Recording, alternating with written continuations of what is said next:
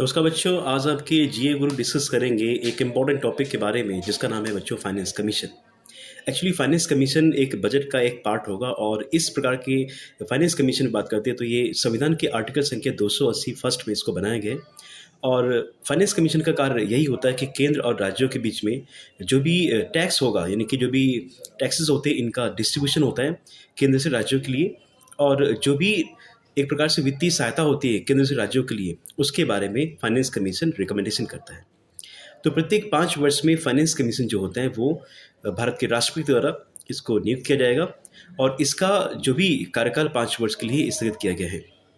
बच्चों, सबसे पहली बार फाइनेंस कमीशन के बारे में वर्ष 1951 में केसी नियोगी समिति के अंतर्गत इस प्रकार की कमीशन का फॉर्मेशन किया गया था। इसके बाद उस टाइम से लेकर के अब तक कुल 15 फाइनेंस कमीशन, यानी कि कुल 15 वित्त आयोग का गठन किया जा चुका है। एक्चुअली बजट एक ऐसी प्रक्रिया होती है जो कि एक संवैधानिक पर्पज से नहीं होती, लेकिन एक एनुअल फाइनेंशियल असेसमेंट के अंतर्गत इसको जानते हैं। तो बजट में जो भी टैक्सेस होते हैं उन टैक्सों का केंद्र और राज्यों के बीच में बंटवारा करने के लिए फाइनेंस कमीशन का गठन किया जाता है। बच्चों, वर्तमान में जो भी 15वां वित्त आयोग चल रहा है उसका जो कार्यकाल है वो 2021-22 से 25-26 बताया गया है। और इस पूरे कमीशन में केंद्र और राज्यों के बीच में जो भी वित्तीय सहायता है वो कुल 42% है। मिलते हैं बच्चों क्लास में।